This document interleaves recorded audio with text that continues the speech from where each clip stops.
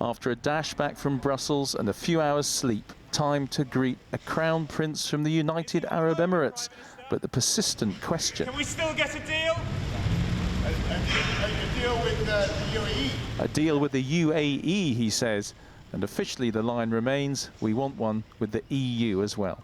It is the best outcome, is a Canada-style arrangement, and we are going to leave no stone unturned, and we will carry on in talks, we will carry on negotiating until there is no hope of that happening. But at the moment, Mr. Speaker, there is hope of that happening, even though things do appear gloomy.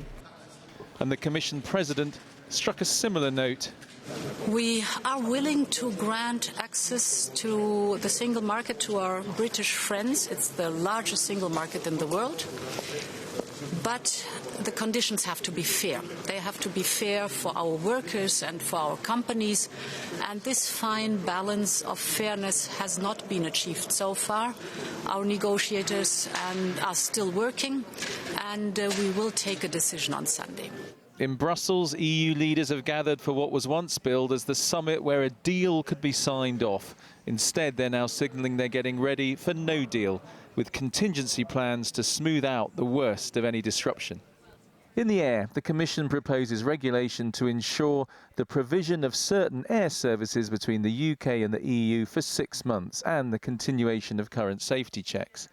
On the roads, it proposes an agreement that would allow both road freight and road passenger transport for 6 months.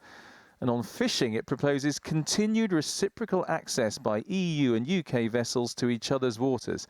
That could run for the whole of next year. That last one looks like a continuation of the current situation on fishing. That would be completely unacceptable to the UK fishing industry, and I think to the UK government as well. What it doesn't do is recognise that the UK's legal status has changed. As it leaves the EU, it becomes an independent coastal state.